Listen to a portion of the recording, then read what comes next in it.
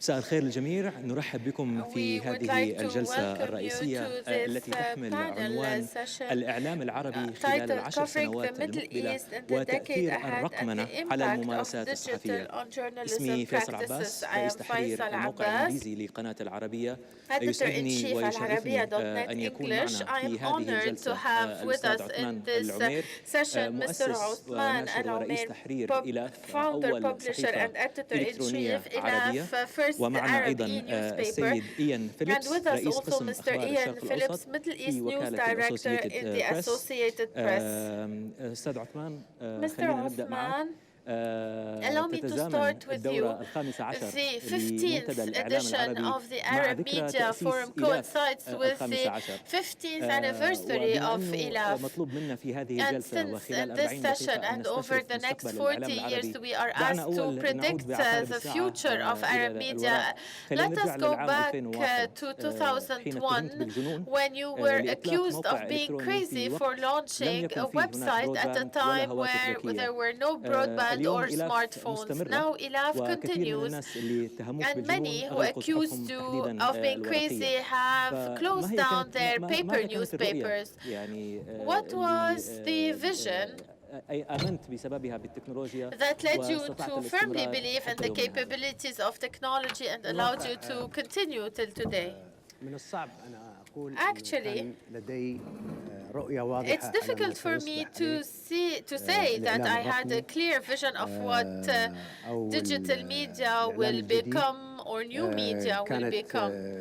في تلك اللحظة At the عملية time, أنا أنهيت حياتي أو مشواري الصحفي I had مع concluded بريد my الشرق journalistic الأوسط journey with Asharq al-Awsat وأصبحت newspaper, فاضي شغل and وفي نفس I الوقت had جالس time. أفكر I didn't ماذا have أعمل anything to do. وكان I was thinking of what to عمري do في ذلك next. At الوقت the طبعاً time, كافي لأن I أفكر was old enough بتبديل to think, مهنتي ولأني or I صحفي was من at an الصعب أني age that أصبح allowed me to change my career. شيء And آخر because غير I أن am أكون a صحفياً. journalist, it's very difficult for me to وكان be something في ذلك else الوقت other than بدأت a فكرة journalist.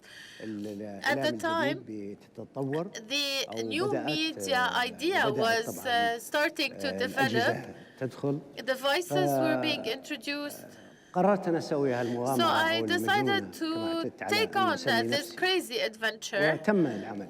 and we الآن started أشعر work. بكثير من الاعتزاز Now I'm وبما quite أرى من تطور proud كبير with the في مجال development المعلومات that I've ومجال seen in الرقي the وهو تجاوز digital and حدود the طموح advancement, إلاف which has gone beyond وكذلك the طموح aspirations الكثير and من ambitions of الصحف ILAF السابقة. and many other بس أستاذ عثمان، newspapers at the معلش time. نسألك، هل إلاف مستقلة ماديا Is ILAF أم أن يعود نجاحها autosufficient لكونك financially, يعني or معروف أنك رجل أعمال ورجل it's أعمال very ثري well ولك known مؤسسات that you وموارد are دخل a businessman, مختلفة، you have various sources of فالشخص اللي بده revenue. يأسس So الآن مؤسسة for إعلامية somebody رقمية who هل wants يستطيع to الاستمرار found بنفسه؟ an لأنه طبعا مش e-paper, كل can الناس they sustain يعني themselves? محظوظة Because obviously not بوجود everybody أكثر من is مصدر دخل fortunate أو of أكثر من بزنس having بالنسبة لها مثل ما several هو الحال businesses معكم. and sources of revenues, as is the طبعا case with you. ما من شك انه مهم جدا ان يكون Obviously, it's very important to have financial revenue to sustain journalistic work. Without financial revenue, you cannot maintain your staff, pay your expenses, etc. But actually, I think that I am not necessarily the model to follow in a media institution. Media institution requires funding, good funding, good basis, especially in these competitive times where we need a lot of changes and we need to confront many big changes. الجلسة إلى عاشورة وأقول أنا مثلا خسرت وخسرت. to talk negatively and start talking about all the losses. I don't want to cry over past losses. I want to celebrate achievements, and I think that any media work needs to have good financial and human resources. Those who know Mr. Osman know that on the one hand, the paper is independent, so has a margin of freedom, but that also means that بالنسبة لفرد. Expenses are very high for one individual. Ian, and allow me to switch to English to address my questions to Ian. You have simultaneous translation available to you on your seats. Ian Phillips, Middle East Director for the Associated Press. Welcome to Dubai. Thank you very much. Welcome to the Arab Media Forum. Let me ask you a question. Being a representative of a major news agency, which is almost 170 years old now, are you still relevant? Do you think, since we are predicting the future of Arab media, but media in general, do you think the AP is going to last 10 more years? Given, of course, given the social media boom and that every citizen is now his own news agency, do you have what it takes to survive? Absolutely. Hopefully, well past 200 years. I think there's no question that the media landscape has changed dramatically. It's an evolution that's gone from print to online to our current situation where user-generated content, or UGC, is an integral part of what we do. But I don't see it in any way as a threat. I see it as an absolute must-have component that we will seek out, we will verify, and we will use as part of our general storytelling. In fact, I think we are more relevant than ever, not just the AP, but all media organizations. Our audience is, it's unimaginable how big our audience is these days compared to the pre-digital era. Back in that era, we would send a story and we would hope that a foreign editor might see it and might use it in a newspaper. Now, when we hit send, we publish ourselves to a global audience. The impact is huge, and it's raised standards. Issues that are extremely important to us, such as accuracy and general quality, are bigger than ever. The significance is bigger than ever. There is no hiding place in the digital space.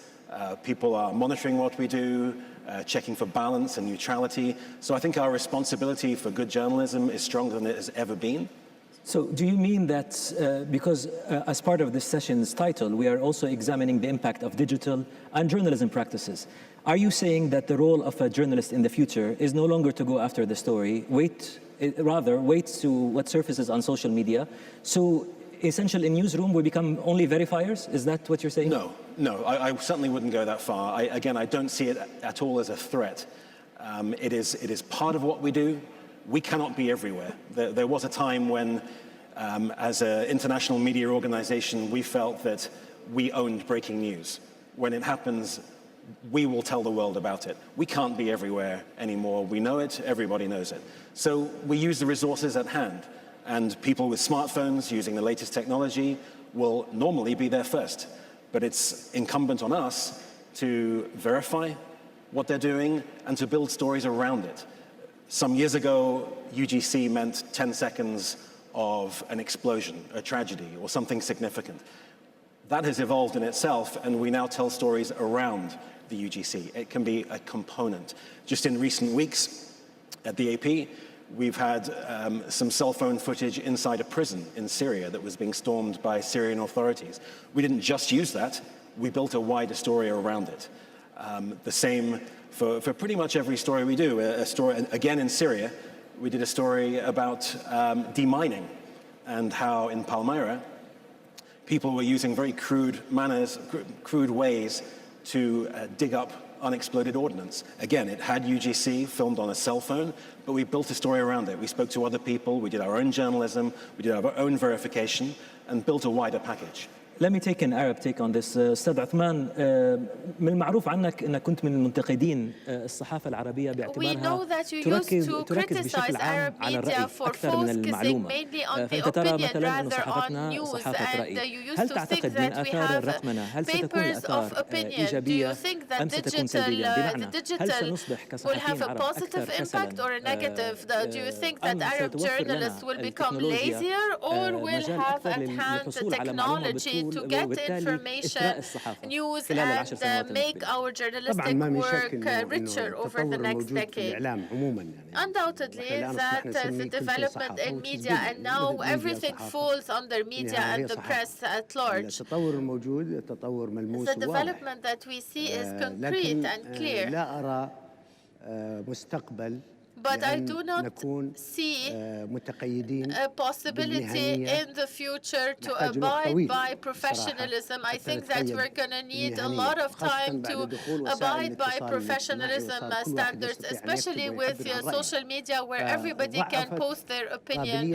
And this has multiplied the appetite of people to get real professional news. Now they get news from everywhere, just as if they were eating sandwiches, but they don't get real news. And I think that we need to work towards a good development where each individual will know his limitations, his borders, اللي يحاول يمارسها بعض الصحفيين وبعض الإعلاميين ولا من ناحية السلطة الرسمية having an intervention from the authorities or senior journalists. I think that we should let things develop and automatically they will develop in the right direction, whether for the profession or the way stories are handled. We still focus a lot on the language in our publications, on our selection of terms, how we can write a story that is objective and impartial. When you're impartial, it's not just about the story, but about the way you transmit, you formulate that story. For instance, you cannot use the enemy. This can be in an opinion piece, but not in a news that you are printing or broadcasting. These are some of the points that need to be revisited in Arab press. من مقولاتك الشهيرة Mr. Othman, you also said يسخر التقدم لخدمة التخلف. Development should not be exploited to serve backward thinking. Unfortunately, with the technological revolution in the world at large and in the Muslim world particularly, we have not seen more websites open and tolerant websites like AMF. Unfortunately, we saw that the same people who were the first to ban technology, satellites, and the internet are the best who use these technologies to serve their own interests and agendas. Do you think that this is our destiny, and what can be done in order to counter this phenomenon? Any revolution in the world has its victims and its errors. We've seen revolutions in history, the French Revolution, the British, the American. There were human victims, and there were a lot of errors that were committed. But at the end of the day, I see that there is a wide يعني discussion لا حد يدخل وسائل الاتصال الاجتماعي خلوها مقصورة علينا احنا خلوها مقصورة على intimidation from accessing social media and wanting to keep it only to the virtuous that will take it in the right direction. I think we should open wide the gate to social media, and those who rebel are because they have been confined to silence for decades, and if you give them a way to express themselves, they will find their reason again. If you don't mind, the Arab Media Forum this year has a theme of media for good. And we heard during the opening speeches that a call by different thinkers, by different leaders, for media to be utilized for the good of humanity. But isn't this what media is doing anyway by presenting the facts? Or are we now supposed to be doing more? Should we change our mission statement? Should we perhaps cut down on stories that we think will not be in public good? Or is it our duty to report the facts regardless of what happens? Our mission at AP, but I think in the media in general, is to report the facts. Nothing can ever get in the way of reporting the facts and being completely impartial. But for us, we ultimately aspire to do journalism that changes lives. That could mean a number of things. That could be shining a light on a particular tragedy in a war so that the world pays more attention to it. We look to put a human face on conflict because the world gets very wary about these stories. So each day we think, how can we tell this story in a way that could make a difference?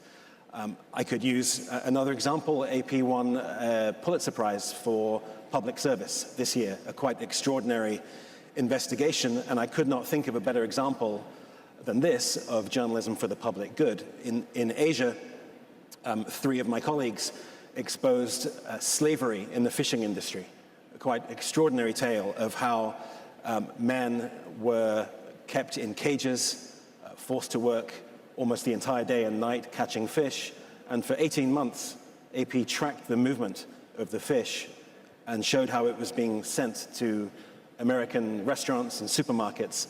And as a result of this investigation, some 2,000 slaves were freed.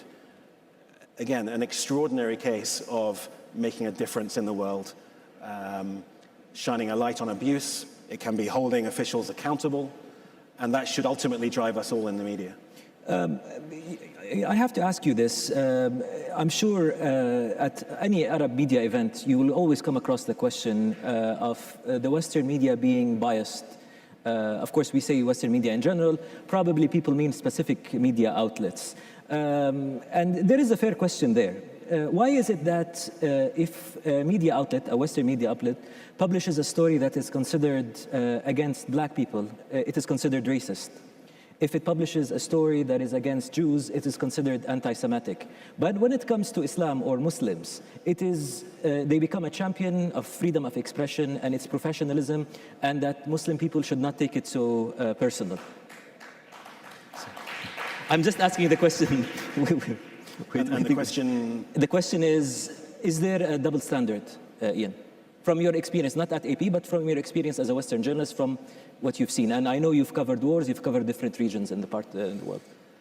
I very much like the motto of journalism for good, but obviously there are very different aspects to reporting the news and media organizations with certain agendas. We can't control that. That will always happen. But I think we have to be aware of it, and we have to, I think the readers and the viewers are getting more sophisticated and also have a better opportunity to voice their opposition to such reports. So this isn't happening in a vacuum. You have an instantaneous ability now to comment on a story, whether it be on social media or online. And only that way, I think, can this type of bias be countered. Let me give you another example. I'm sure you are aware that you are based in Cairo with AP, and you're the regional director. I'm sure you hear a lot of the frustrations we are having in this part of the world, many people, about the things that come out of the mouth of the Republican candidate Donald Trump, for example. And we also hear that, which is a good thing, that there are certain limitations on covering things like ISIS.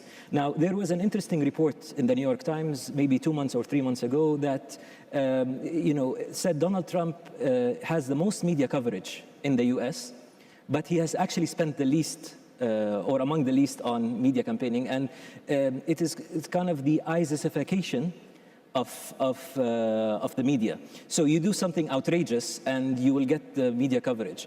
Do you think, as part of the Media for Good, as a respectable organization such as AP or any other news agency, when it's dealing with the likes of Donald Trump, is there any precautions that should be doing on the impact that such a person or such a campaign does on the lives of Muslims and Arabs living in the States or Europe, for example? Our philosophy as a news organization is that when it's in the public interest to report, we report. So no matter who the politician is worldwide, their comments are relevant. So we certainly don't censor what we report and what we don't report. Anything that is said is significant and is a reflection of a person's belief. Even when it comes to ISIS? I mean, I'm sure you don't publish videos of beheadings or graphic videos. We draw the line in terms of propaganda. We have to make those choices very carefully, what is in the public interest and what is not. And there are times when we say, this is gratuitous, this doesn't actually serve the public interest. Is what the likes of Donald Trump are saying against American citizens, first and foremost, who happen to be of Arab origin or Muslims, in the public interest? Again, I'd refer to my previous comment that when somebody is running for office, you need to reflect and portray what that person believes and says. Right. And in that way, people can make informed decisions about the way they vote in a democracy. Right. I want to take a few questions from the audience. There are a few gentlemen and a lady with the microphone here. If you raise your hand, we'll certainly get the microphone. But since we're talking about censorship, I would like to move to Uthman. أستاذ عثمان, هل تعتقد في ظل ما يجري في ظل الثورة الرقمية؟ In light of the digital revolution that is happening, and you mentioned in the previous answer that you think everybody should be given space to express themselves. Does this apply also to those who use media to mobilize, for instance, resources for terrorist attacks? Where do you draw the red line as a professional? The red line, and if you observe what is happening, يجب أن لا تكون وسائل الإعلام أو ما يؤديه الإعلام ضحية the work of media should not be exploited and abused by anybody. The fact that it's abused by a certain entity does not mean that media should be banned or restricted. There are security forces that are in charge of taking care and dealing with these terrorist organizations. There are means to fight terrorism without necessarily hindering the work of media or restricting media. عن الحجم أو الرقابة ونستشرف مستقبل الإعلام العربي بحلول عام 2026 هل تعتقد أنه بحلول عام 2026 سيتم رفع الحجم عن موقع إلاف في السعودية؟ إلاف will no longer be banned in Saudi? ما أعتقد أنه هذا شيء يهمني في I don't think that I'm really interested in that. العلم كافي بإلغاء الحجوبات في كل محل. And it's possible that all bans will be removed in the future. We can now open the floor to questions from the audience. We still have a bit of time. الميكروفون وين بس؟ لو نعطي الأساتذة اللي هناك. يا ريت لو تعرفنا بنفسك. Can you please introduce yourself first? السلام عليكم. Good afternoon. ما احنا سامعين السؤال. السلام عليكم ورحمة الله. Good afternoon. عبد السلام اليمني من السعودية. from Saudi. بسأل الأستاذ عثمان وهو My question to عنده Mr. Uthman, خبرة طويلة and he جدا has a long في التعامل experience مع وزراء الإعلام في in dealing العالم with the العربي. ministries of information من الذي صنع in الأبوية the Arab الإعلامية في world? العالم Who العربي؟ has وهل created this تعتقد أنه patriarchal كلما زاد approach عدد in الصحف the Arab world? And do you كلما think زاد that the عدد more we وزراء have الإعلام في كل الدول العربية يعني بمعنى press, the more we ليس have وزير ministers الإعلام of فقط information, هو which وزير means الإعلام. that the minister رؤساء of التحرير هم information وزراء إعلام. himself is not the only لأنهم هم minister. The اللي editors-in-chief put themselves هالأبوية. in حتى the place عندما of the minister of هاجرت information بعض because they have الصحف contributed خارج in promoting this patriarchal approach. خارج إطار Even when الحدود certain نفس newspapers الشيء went صنعت abroad, الأبوية حتى they وهي خارج maintained the الحدود. same approach even when they were واليوم abroad. نحن نبحث عن الإعلام أبعاد And today إنسانية. we're من looking at الذي the صنع media for الأزمة good. أساساً؟ Who created initially the هل اليوم crisis? احنا نعيش حالة كفارة إعلامية نكفر عن ما Are we in عملنا media ووصلنا إلى repenting درجة for what we أنه have done احنا الآن نخترق ونقول repeatedly in the والله past to an نبحث عن extent الأبعاد that we الإنسانية are looking لنكفر at the عما أحدثناه من humanitarian أزمات في aspect العالم as العربي. a way to شكراً repent for جزيلاً. the crisis we contributed in creating in the Arab world. الحقيقة أعتقد وزراء الإعلام العرب عندهم خبرة I فيها think أكثر ما أنا عندي that خبرة فيها. ministers of information in the Arab world have more experience than I do with that. الأبوية يعني بصراحة ما نقدر إحنا نتهم وزير أو We وزيرين أو cannot رئيس blame تحرير أو one or two في أي ministers or محل a couple of أنه هو editors in المسؤول عن هذه chief that الأبوية they أو are البطركة responsible أو for this البابوية زي ما نسميها patriarchal الأستاذ. approach. المجتمع نحن أفراد المجتمع وجزء من المجتمع. We are ولا we يمكن are إنه part of نجرد society as الصحافي individuals, and we cannot من ثوبه devoid the المجتمعي press أو of its السياسي أو social, الأيديولوجي أو political ما or شئت أن تسميه. ideological ومثل ما face. قال المرحوم عبد الله And as القاسمي لو Abdullah أتيت al-Qasimi بملك said, اليمن if ليحكم you بريطانيا got لما the فعل king of في Yemen بريطانيا to شيئا rule ولو over أتيت بملكة Britain, he would بريطانيا not have لتحكم done اليمن لما anything فعلت في in اليمن شيئا. Britain. And if you got the Queen of نحن جزء من England هذا to rule المجتمع in Yemen, she would وكوننا not have كفارة done فعلا anything نحن in كل Yemen. الأخطاء اللي So we سويناها are فعلا part of this سوينا society. أخطاء. It is true that we've had سواء كان errors in the الإعلام past, whether خليجي أو الإعلام ما يسمى بالمنطقة هذه اللي نعيش فيها أو حتى الإعلام العالمي كان فيه أخطاء. وكثير من الوسائل الإعلامية في العالم الآن تحاول تجدد وتغير من جلدها وتعيش مرحلة جديدة غير المرحلة اللي عاشت فيها قبل 40 أو 30 سنة. كان في سؤال ثاني We had another question. الأستاذ هنا في الصف الأول.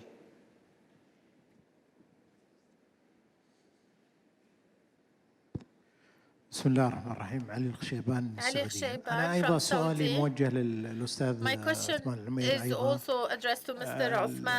التجربة الإعلامية اللي خاضها الأستاذ عثمان هل أعطته الأمل في الإعلام العربي أم يعني خروجه بإلاف إلى خارج الحدود العربية كان تعبير عن عدم وجود الأمل، وخاصة أنه هذه الجلسة تحاكي الإعلام بعد 10 سنوات.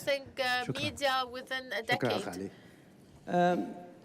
أولاً أنا ما خرجت بإلاف، أنا كنت خارج قبل إلاف. يعني إلاف كان مو نتيجة هجرة. إلاف وجدت في لندن يعني كنت أنا أعيش في لندن.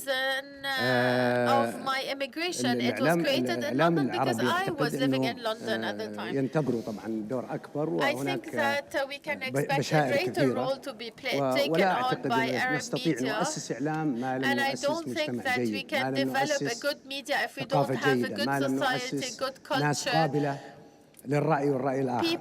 يعني أنت الإعلام ليس فقط صحف وجرائد وتلفزيون، كمان مساجد ومدارس وأماكن عامة للتعبير. كل هذه إذا لم تتوفر فيها القيم والقواعد اللي تجعلنا نقوم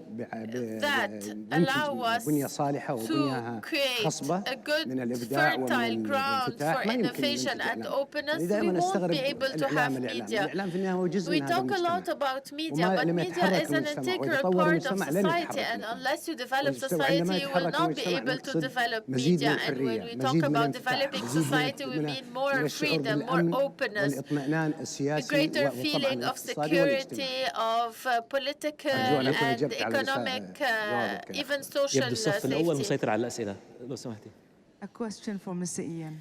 I just wanted you to tell us, how do you assess your experience working in our part of the world? And what do you feel is still lacking in the coverage of our part of the world from your side? It is...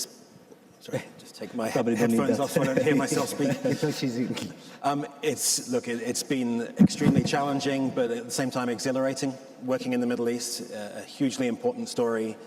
You really do get a sense of history developing in front of your own eyes. The biggest challenge is access on many levels. That could be a result of war, for example, in Syria or Yemen or Libya. It's extremely hard to get places where we feel we should be. To my earlier comments about the importance of eyewitness journalism and user-generated content, that actually gives us a snapshot of what is happening in these countries. It's an essential tool for us to build a story around.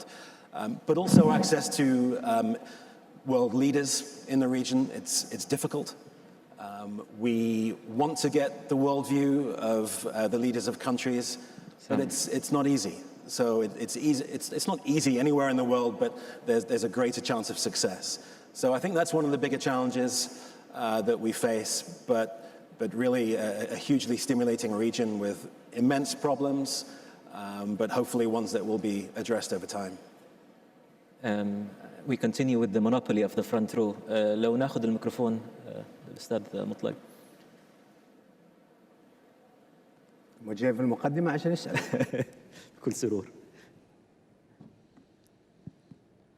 السلام عليكم.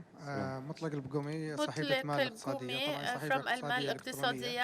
سؤالي للأستاذ عثمان. Economic e-paper. My question to Mr. Osman. 15 years after launching AMF, هي نجحت ممكن في البداية إعلاميا ولكنها it فشلت succeeded استثماريا. in the beginning in the media, but it failed in investment. What are the 3 biggest errors that led to a failed investment in AMF? In our newspaper, thankfully, we have good investment. Your situation is different than mine, obviously. You are with a set of banks, business people, while I am with the political wolves. ومع المراقبين اللي كل واحد فاتح عيونه وآذانه وكذلك أهدافه وأغراضه فلا يمكن أن تقارن صحيفة اقتصادية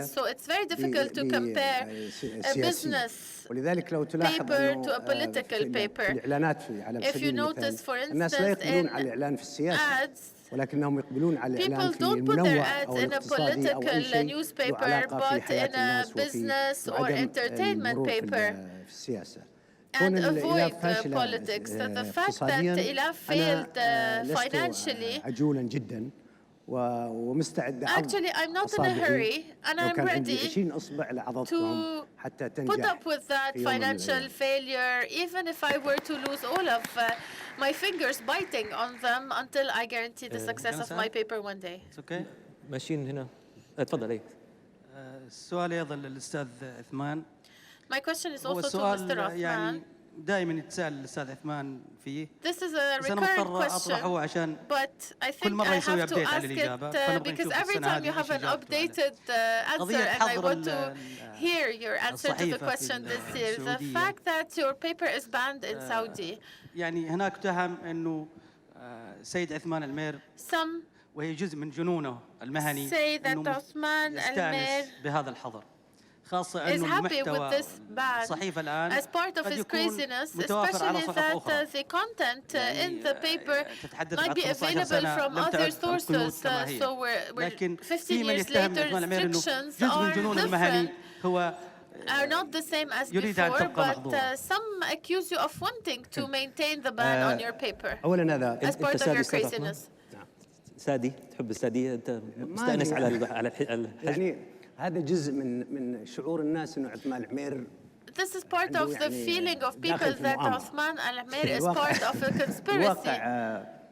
لا أعتقد أن الإنسان يرتاح إنه يكون بعيداً عن قراءه وعن مجتمعه. Anybody can be happy being away from his readers, his society, أنا غير and his مستعجل people. أيضا. However, again, I'm not in a hurry. إني أتوسل أحد في أنه يفعل الشيء اللي do not want to beg anybody to remove a ban on something I believe is the right thing to كتب عني مقال وسماني النرفيز. Somebody قال إنه في واحد يتنرفز وواحد ينرفز وواحد اسمه نرفيز يعني لا يتنرفز ولا ينرفز. About me an article and said I don't get angry and I don't provoke anger. لست جزءا من الحجب. I think I sometimes provoke anger, but I don't get angry. I will not expedite this. If this happens, so be it. If not, if it happens, it's good. If not, so be it. We'll continue as such. I'm not sadistic. I'm not happy with my paper being banned. وهذا ما نقوله والثقة في العلم أكثر من الناس. But I have greater trust in science than in people, and they will not be able to ban it forever. طبعا لا يلام على الأسئلة. أنت الأستاذ عثمان يعني شخصية شوية أسطورية في عالم الإعلام فهناك كثير من الأساطير حولك. نأخذ كمان سؤال. There are many myths around you that need to be exposited. Yasser Assalam from Saudi. Again, my question is to Mr. Othman. First part of the question, do you think that media has a major role to play in serving humanity? We always say that media should be impartial, should transmit the news regardless of whether it serves or not. My second part of the question in talking about extremism, and Faisal asked about extremism in social media.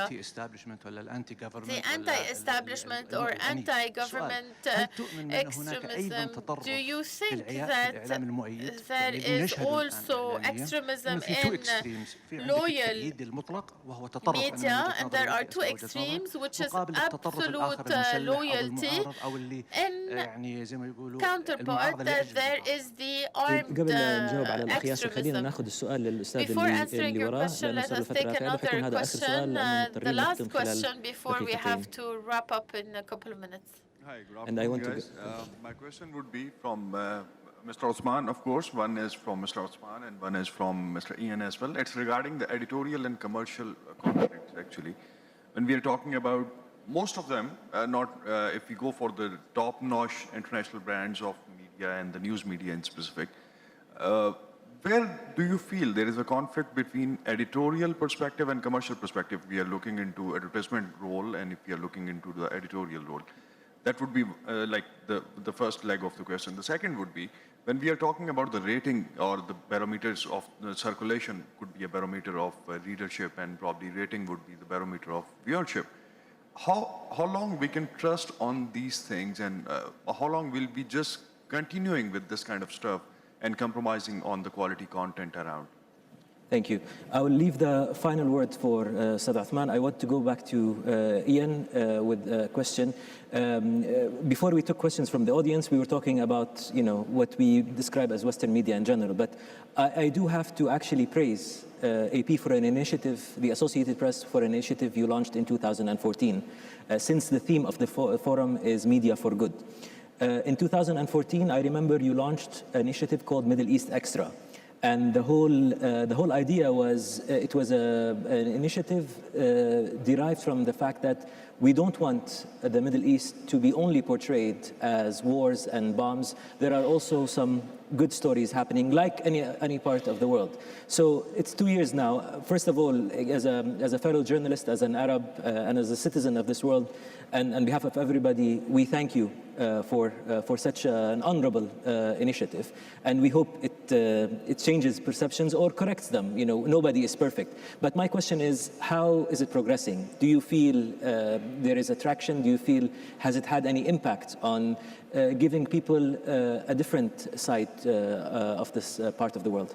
Let me just clarify that I did not say I'll come on stage on condition that we do a product placement reference to Middle East Extra. No, but I thank you for bringing it as a fellow journalist. And we do have a sales representative in the audience if anybody wants to subscribe. But it's not this part of the world that needs the service. Yeah. It's so my question is, how is the demand outside? Do people want stories, positive stories from the region? They do, and it has been a success. The idea at the beginning was to portray a different side of the Middle East, as you say, not just bombs and bullets, and to represent more about the culture, about success stories, about business people, so to get away from the stereotypes that I think the Middle East rightly feels the world sometimes has. It has been a success. We are getting more subscribers and more interest. What I would point out, though, is that a lot of broadcasters still do want the bombs and the bullets and the conflict. It's impossible to stay away from it.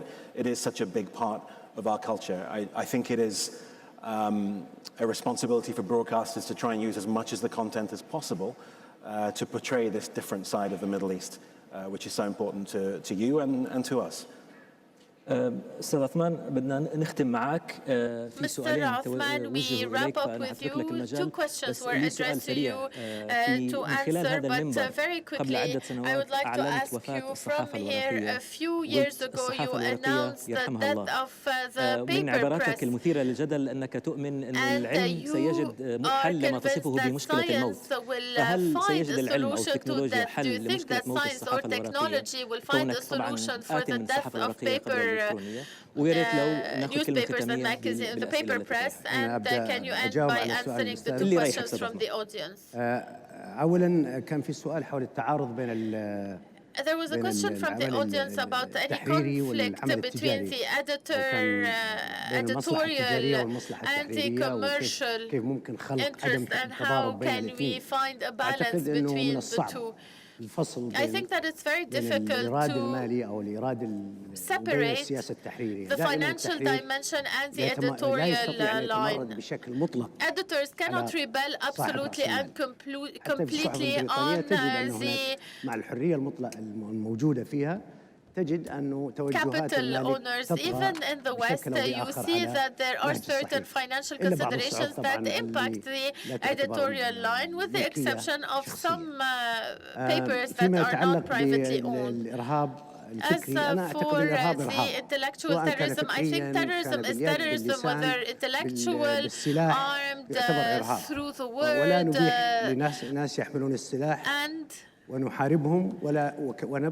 we cannot just fight those who bear arms while we do not fight those who provoke terrorism and try to disseminate liberalism ideology in a lot of in a very totalitarian way, or in a dictatorship. I did not say there's a solution to death. I said that there's a solution to prevent death from hindering the advancement of men. And people take sometimes what I say and exaggerate it. I don't think there's a hope to resolve the issue of the printing press because it died 10 years ago. I think that next the websites will die. For instance, AMF. If we were to continue the way we are, we will no longer exist. We have to integrate like other media and be present on all social media. Otherwise, we will not survive. So, like I said 15 years ago, that the printing press died, and they indeed died. We see them only on planes and public areas. Similarly, for the paper, I think that the trend forward is the optimal use of technology. With that, ladies and gentlemen, Mr. Osman, after announcing the death of the printing press in 2009, announces in 2016 the death of websites in their present form. I want to I would like to thank Phillips, Mr. thank you very much Osman for being part of this panel and for giving us some insight to the very difficult and essential job that you both do. الحضور كريم، شكرا جزيلا لحضوركم، وبسلمكم الآن للجلسة المقبلة بإدارة صديقي الأستاذ سلطان القاسمي. شكرا. We now move on to the next